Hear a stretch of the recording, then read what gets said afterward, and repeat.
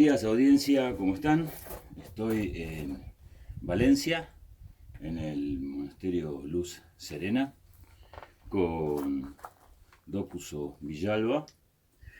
Voy a hacer una corrección de algunos videos anteriores donde había presentado la posibilidad de esta entrevista y había comentado que Dokuso había recibido la transmisión de Tyson de Shimaru. Pues, es un error, no es así. Él ahora nos va a contar quién mejor que él, su propia experiencia, un poco de su propio recorrido.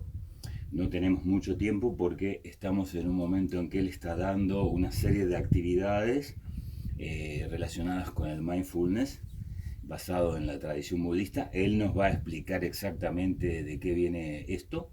También nos va a hablar un poco de su libro, que lo tenemos aquí.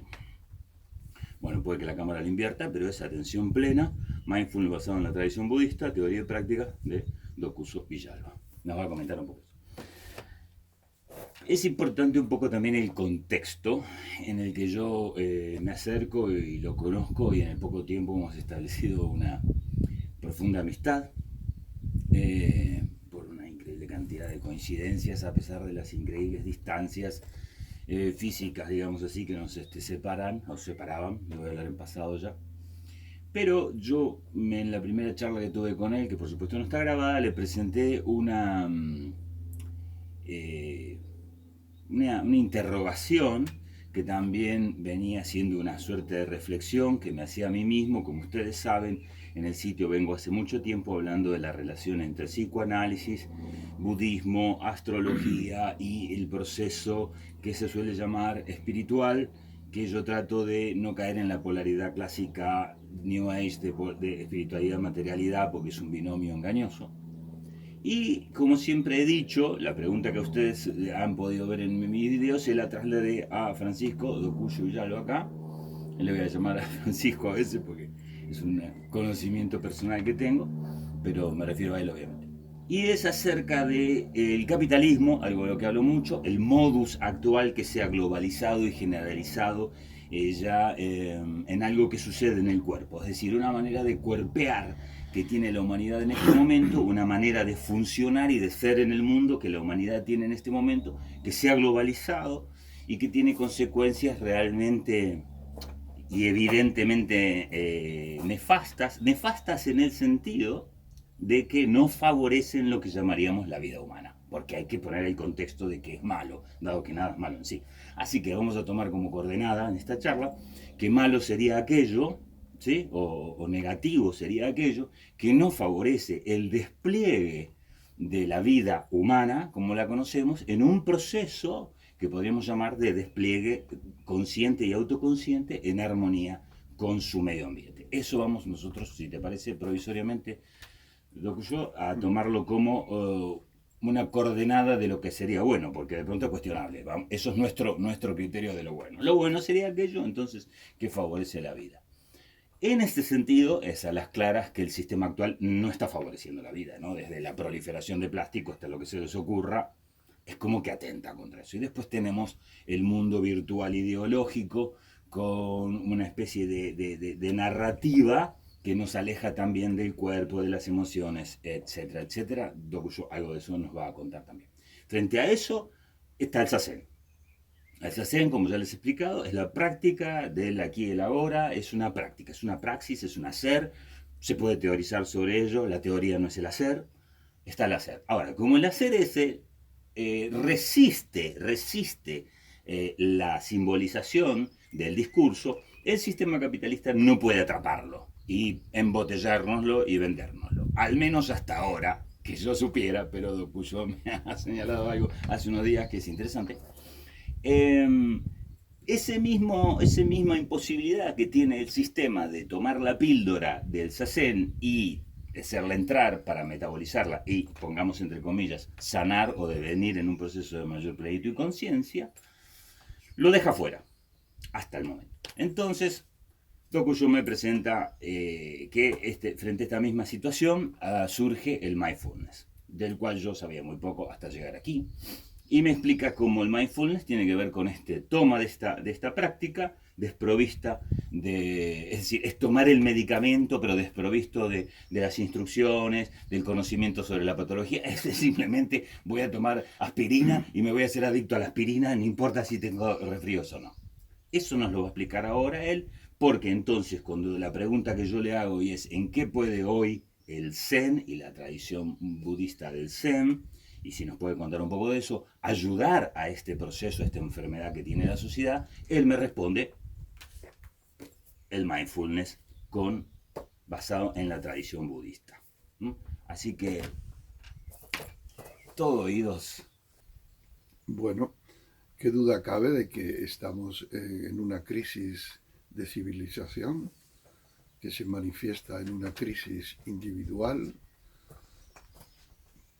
de distintas maneras en los países llamados desarrollados, pero que también en los países llamados subdesarrollados, al menos económicamente, y que en la raíz de esta crisis están lo que el Buda ya anunció como los tres grandes tóxicos o venenos que contaminan y distorsionan la percepción del ser humano de lo que es el mismo y la realidad.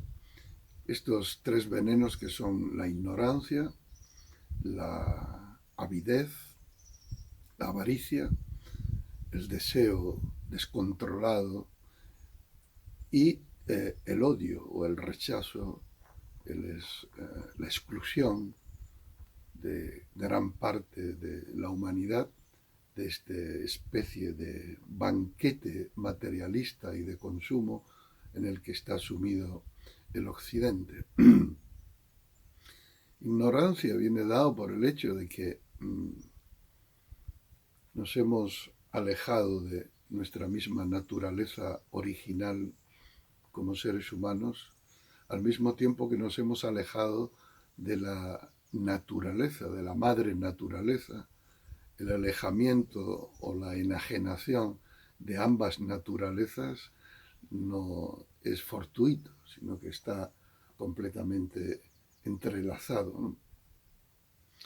Y este desenraizamiento del ser humano, de su verdadera naturaleza, de ser consciente y por lo tanto de la madre naturaleza, pues ha llevado a un estado de enajenación colectiva en la que vivimos fuera de nosotros mismos, vivimos sin conexión íntima con lo que somos, persiguiendo quimeras, presos de la avidez, de la avaricia, del deseo y al mismo tiempo del odio, al mismo tiempo del rechazo del otro, se convirtiendo la sociedad en una lucha del más fuerte, de sálvese quien pueda, y esto pues está llevando al desgobierno de las naciones, a la ruptura de la vertebración social. Y no olvidemos que el ser humano es un animal social y cuando se desestructura la sociedad en la que vive, él mismo como individuo se desestructura también. Entonces, bueno, el diagnóstico, los síntomas, todo el mundo lo puede percibir, están por doquier. ¿Cómo hacer en esta situación? O desde la perspectiva del budismo zen, ¿qué propone? ¿Qué enseña? Básicamente, la tradición budista se basa en tres grandes principios o formas de vida, podríamos decir. Una es básicamente la meditación. La meditación es el corazón de la tradición budista. ¿Qué significa meditar? Yo lo resumo simplemente en dos palabras, ¿no? Es un reduccionismo extremo, pero que puede darnos una idea.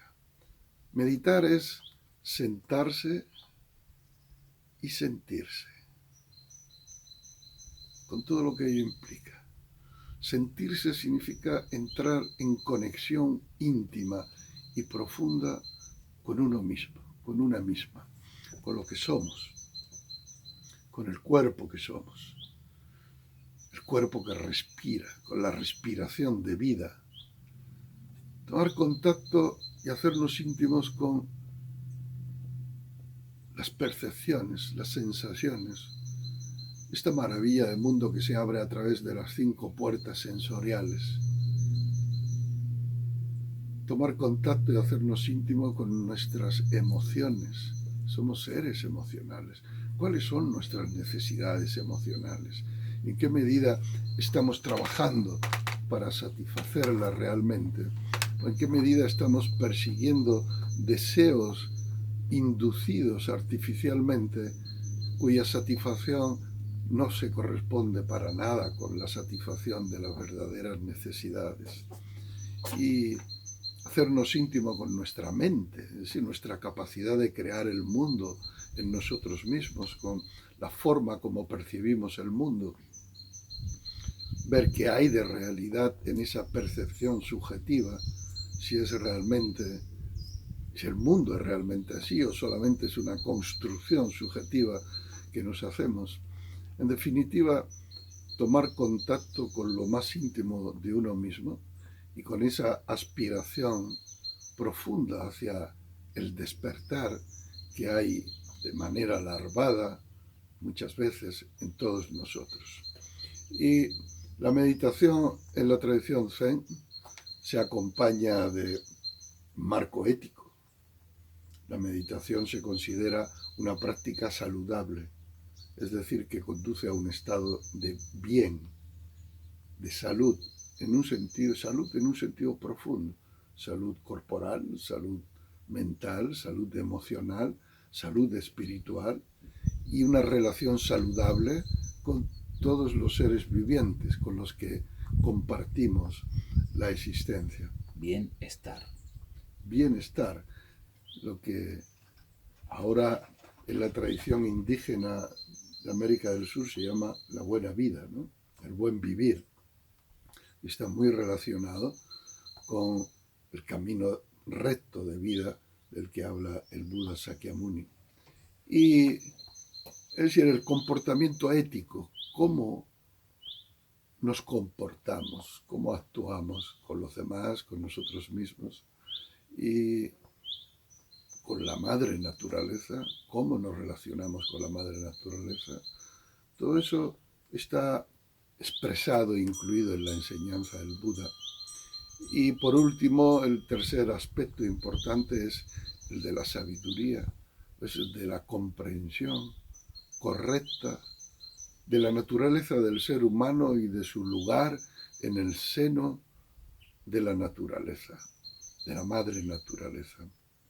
Entonces, dado que vivimos en general en un estado de enajenación, y enajenación literalmente significa vivirse como alguien ajeno, es decir, vivirse como un extraño a sí mismo, vivirse siendo un extraño a sí mismo. Eso es un estado de locura. Entonces, la meditación es una herramienta y una vía fundamental para volver a entrar en contacto consigo mismo y vivir desde el ser real que somos. Lo que me dices, creo que es importante lo siguiente para tomarlo en una perspectiva diferente pero concreta, y es o sea, el modus vivendi, el modo de vida, el hábitus, diría Bourdieu por ahí, actual, es a las claras tóxico, enfermo. Enfermo quiere decir que va en contra del despliegue de la vida. Y el budismo propone específicamente, con total claridad, no una teoría, no una cuestión virtual de la foto de selfie o de me mejoro la imagen con la inteligencia. No, propone exactamente otro modo, que es el modo saludable. Y en el modo saludable existe como columna la práctica saludable de la meditación que él acaba de presentar. Pero implica otra cosa muy interesante que acaba de mencionar. Por eso ética viene de ethos, o sea, de modo práctico concreto. Y es que implica también una sabiduría. Vale decir que hay un relato que acompaña y que viene luego de la práctica. Muy imposible porque en Occidente tenemos todo lo contrario. Tenemos un discurso social que nos enajena y nos lleva a un modo tóxico. Y acá estamos hablando de primero la práctica y el acto, el sasen, o la meditación, ahora nos va a explicar el mindfulness. Y luego de eso deviene puramente personal también una sabiduría respecto del propio modo de vida. No que la voy a ir a buscar a Facebook, que la voy a ir a buscar en tal o cual lugar, sino algo que va a emerger del cambio de práctica de vida y modo de vida que yo haga. Eso me parece crucial, porque ahí tenemos a Buda diciendo, no me hagas caso, haz tu práctica, hazlo tú, ¿cierto? Es decir, maestro, ¿me equivoco? No, es así. Sus La palabras. vía del Zen, la vía del Buda, es una vía de experiencia propia. No sirve de nada leer libros, no sirve de nada adherirse ideológicamente o mediante la fe a verdades dichas por el Buda u otros maestros si uno mismo no las incorpora, si no las hace cuerpo en uno mismo. Por eso el Buda fue un maestro que enseñó un camino que cada uno debe recorrer. Y si no recorre, es, no hace nada, no experimenta nada. Y fíjate que el Buda nos puso en alerta con respecto al deseo. Al deseo. Mm. Algunos confunden esto porque creen que el budismo trata de erradicar completamente el deseo del ser humano. Esto es imposible. El ser humano es deseo, es la expresión del deseo. Es la expresión del deseo, para empezar, de nuestro padre por nuestra madre y viceversa. Si no hubiera habido ese deseo, no estaríamos aquí. Somos hijos del deseo y estamos hechos de deseo. El deseo es la fuerza vital, es la libido, es el elan vital de Bergson, es la fuerza de la vida. Ahora bien, el Buda lo que nos enseñó es a desear bien. El budismo es una cultura del deseo. Esto no se encuentra en ningún otro sitio. El deseo es como un fuego. Tiene un poder tremendo. Uh-huh. Por ejemplo, el fuego tiene el poder de destruir edificios, ciudades, bosques, barcos. Tiene un poder destructor enorme, pero también tiene un poder transformador. Por ejemplo, cuando el ser humano aprendió a domesticar el fuego, a usar el fuego a su servicio, la humanidad se transformó, se pudo cocinar los alimentos en vez de comerlos crudos. Eso tuvo una influencia, como han estudiado los antropólogos, enorme en el desarrollo del cerebro y se encuentra en la base de la civilización humana. El fuego para transformar la materia, el fuego para calentarse, para protegerse. El fuego tiene un poder de vida impresionante. Ahora bien, cuando no lo usamos adecuadamente, tiene el poder de destruir todo lo que se ponga por delante. Y el deseo es el fuego a nivel del ser humano. Es el fuego interno. ¿Qué desear? ¿Cuánto desear? ¿Con cómo desear? ¿Con qué sentido desear? Hemos olvidado esto. ¿Y qué nos encontramos? En una civilización, en un sistema económico que ordeña el deseo de los seres humanos. Los seres humanos podemos ser considerados animales de granjas. Vivimos en grandes ciudades y la publicidad, los medios de comunicación, están continuamente excitando nuestro deseo, manteniendo ese fuego y encendiéndolo y llevándolo más allá de todo límite. ¿Por qué? Porque el deseo se encuentra en la base del sistema productivo consumista, productivista, consumista. Es un sistema depredador que encuentra su razón de ser en producir cuanto más mejor y en consumir cuanto más mejor, aunque lo que produzcas y lo que consuma no satisfaga ninguna necesidad real del ser humano. Absolutamente. Es el producir por el producir y el consumir por el consumir. Bueno, no realmente. En esta operación hay algunos que se enriquecen enormemente. Los propietarios del sistema de producción y los propietarios de la red de distribución del consumo, que son los que se benefician económicamente del ordeñamiento del deseo en el animal humano, de forma que el animal humano esté continuamente salivando, continuamente creyendo que con la adquisición de tal nuevo producto va a encontrar la satisfacción de sus necesidades reales. Y esto es ilusorio, es completamente ilusorio. Es un sueño dramático, dramático porque tiene consecuencias dramáticas, que toda la materia prima surge de algún lugar, surge del planeta.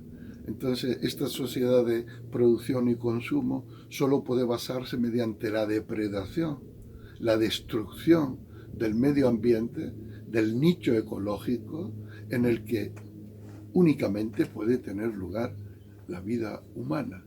Entonces es un sistema suicida. Absolutamente. Vos sabés que yo soy astrólogo y psicoanalista.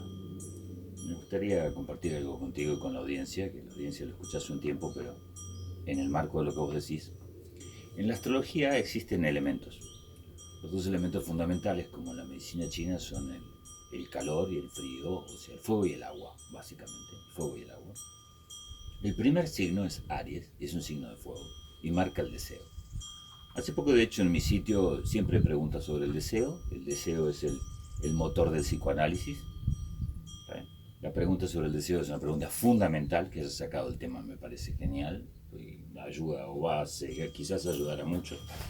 El deseo en Aries es ese fuego desbocado que hace que surjamos a la existencia. Es esa tensión en el océano que hace emerger la ola y el distanciamiento aparente que la ola tiene del océano. Sin deseo no hay existencia.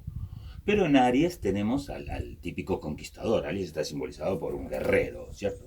Lo primero que sigue es el signo de Tauro, que es la materia. Así que Aries se dirige hacia la materia.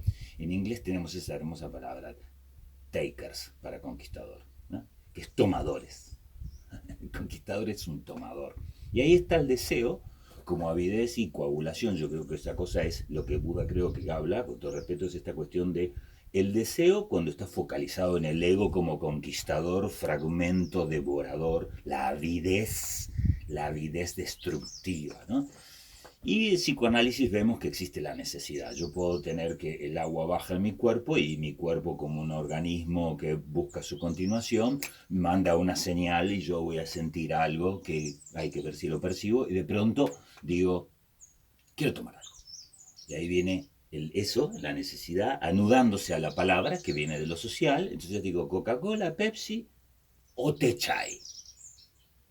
En psicoanálisis el deseo está en esa franja donde no hay conciencia todavía. Está lo que estabas diciendo recién del impulso, el deseo como esa corriente de vida que lo atraviesa todo, pero tomado por lo social y el discurso que hace lo que tú dices, que es meternos entonces en la posibilidad de que el sistema nos atrape y nos drene y nos lleva a otra instancia, también del planeta Marte, que está en Escorpio. Ustedes sabrán, los que me escuchan en astrología, Escorpio está regido por Marte y Plutón. Uno se podría preguntar, ¿y por qué Plutón en Escorpio? Bueno, ahí vemos como el deseo es también mortífero cuando se transforma en pulsión, en compulsión. Plutón representa la compulsión. El sistema nos está llevando directamente del deseo básico, sin pasar por la etapa siguiente que es Leo, que es la consolidación radiante creativa, a la compulsión de la inmediatez y la voracidad, que nos lleva inevitablemente a la muerte. Así es. ¿Cómo ves tú ese Interesante, despliegue? es muy interesante. Yo concibo el deseo como la forma sociocultural que adquiere la necesidad. Las necesidades son biológicas, son emocionales, son espirituales, Ujú. y son compartidas por casi todos los seres humanos. Entonces, el deseo es la forma que adopta esa necesidad en cada cultura. Pero puesto que estamos viviendo culturas que se han alejado completamente de la naturaleza, la cultura occidental moderna se ha separado de la naturaleza, esto se manifiesta en que los deseos de los occidentales también están separados y escindidos de sus necesidades reales, hasta tal punto que deseamos cosas que son nocivas para el ser biológico y real que somos, ¿no? Ujú. Ahí se ha producido esa esquizofrenia, esa Tal cual, disociación. literal. Por lo tanto, yo creo que es urgentísimo una reeducación del deseo y no va a haber manera de parar la crisis medioambiental y a este capitalismo depredador y devorador si no se produce una reeducación de los seres humanos en el arte de desear y de identificar y de trabajar por la satisfacción de las necesidades reales. Fíjate que das pie a esto. Marte también significa Aries, violencia.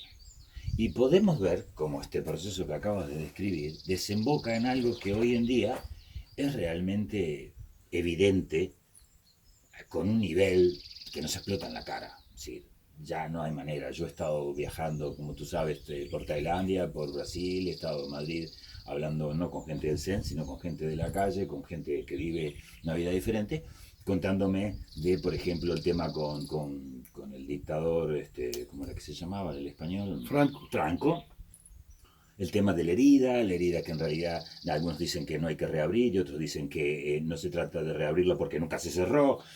Y esto guarda interesantísimos paralelos con otros conflictos en Argentina, en Latinoamérica, a ver, en todo el mundo lo estamos viendo. La violencia de género, la violencia hacia los niños. Yo siempre hablo mucho de la violencia de los niños, que es algo que no se habla porque los niños no pueden salir con pancartas a hacer movimientos y ONG, son niños. El índice de violencia infantil es siniestro.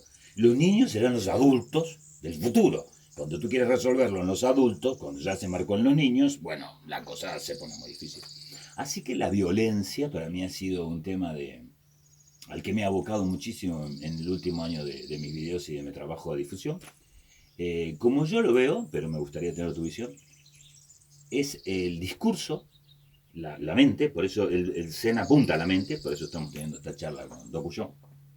Creo que lo que yo conozco, el chamanismo también apunta a la mente, pero es como que el Sena lo ha hecho de manera sistemática y científica, paralela a los descubrimientos, por ejemplo, de un Jacques Lacan, psicoanalista francés. Entonces, la mente, por su estructura esquizofrénica en el sentido de dicotómica, una lógica binaria, donde el sí y el no están opuestos, son mutuamente excluyentes, y el sí no es no, ahí debe ser expulsado el no, pero son mutuamente interdependientes, no hay sí, sí, no. Así que es una cuestión histérica, si se quiere, desde cierto lugar, sumamente violenta, porque hay una exclusión, hay una fragmentación que lleva a la esquizofrenia, que en tanto está popularizada, ahora es llamada la normalidad, y que explica, para mi modo de ver, que si no resolvemos esta cuestión de la mente, el discurso, la relación del discurso con la mente y con el modo social actual, esta es la cuestión, va a seguir ahí por más leyes que hagamos, porque las leyes y las medidas que se están tomando y las modas están sostenidas en el discurso. Okay. Ciérramelo, este tema de la mente y del mindfulness. Cortito, la propuesta. Mindfulness es la palabra que traduce el término pali sati, que significa atención plena.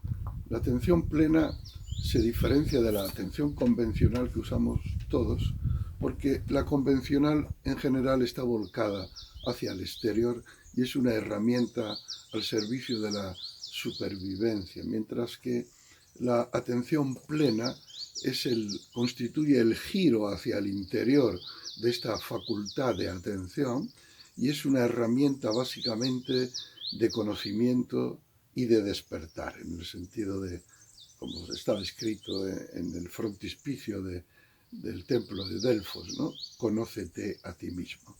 Para conocerse a sí mismo hay que girar la atención que normalmente tenemos enfocada en el exterior hacia el interior para llegar a conocernos íntimamente.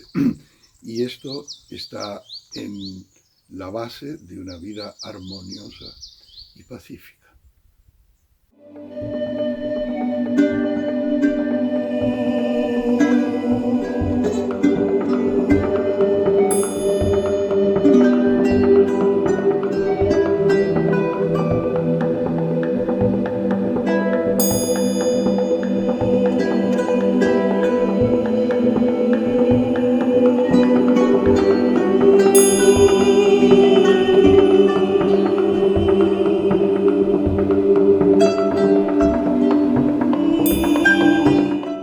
Bueno, continuamos la parte de la entrevista anterior y vamos a ir despidiéndonos debido a que en unas pocas horas sale mi avión de Valencia hacia Zurich.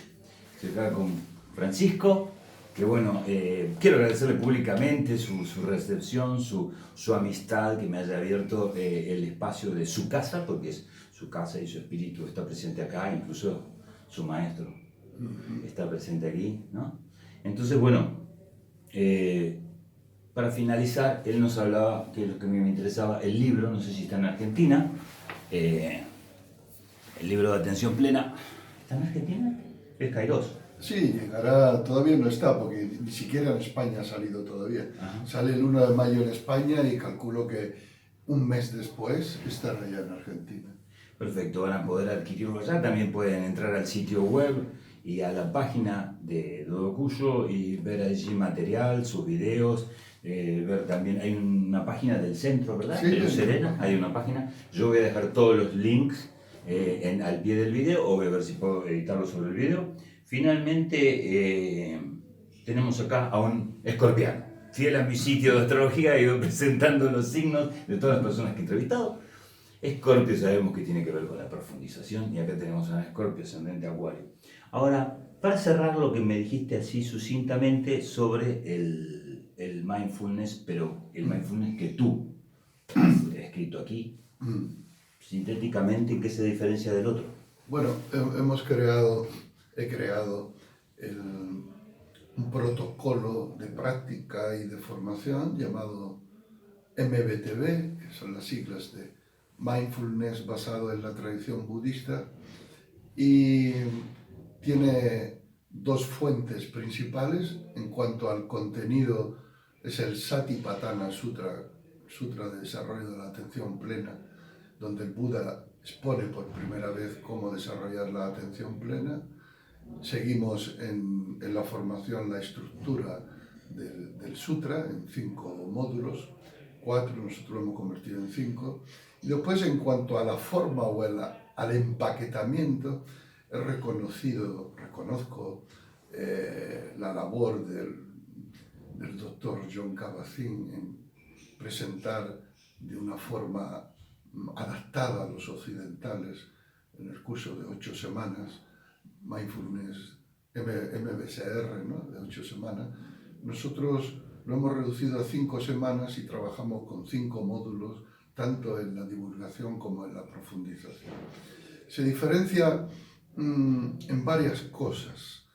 En primer lugar, en la definición misma de lo que es mindfulness. Ahora igual no es el momento de entrar en profundidad en ello, pero la concepción, la definición de atención plena que hacemos es ligeramente distinta de la que se hace en el MBSR convencional. También se diferencia en que incluimos el contexto ético-cognitivo, que incluye el propósito por el que uno quiere desarrollar la atención plena. ¿Con qué propósito? Eso es fundamental.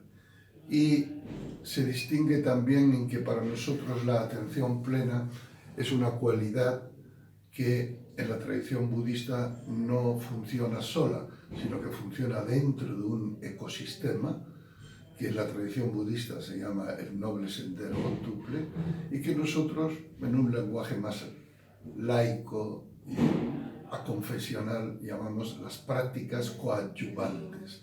Es decir, sin esas prácticas la atención plena no da el fruto que se espera por el que se practica en la tradición budista. Y finalmente se distingue también por el sistema económico que seguimos. Fundamental. Los cursos de MBTV no cuestan dinero, es decir, no tienen un precio, sino que el profesor, el monitor, el instructor los imparte generosamente y después los alumnos se reúnen y hacen una aportación anónima que entregan al tutor por el esfuerzo de enseñanza. De manera que el que puede entregar mucho, entrega mucho, el que tiene poco, entrega poco, y el que no tiene nada, pues no entrega nada. Pero de esta forma nadie se queda fuera del aprendizaje y de la práctica de la atención plena por motivos económicos. Entonces, bueno, en el libro, en la página web de la escuela, que es eaplena.es, ahí hay más información sobre el MBTV, sobre nuestro programa de entrenamiento, sobre el libro. Entonces ahí podéis tener más información. Bueno, te agradezco muchísimo y bueno, nos vamos despidiendo. Buen viaje de vuelta a la Argentina y espero estar pronto con vosotros. Gracias. Ya nos vamos a ver por el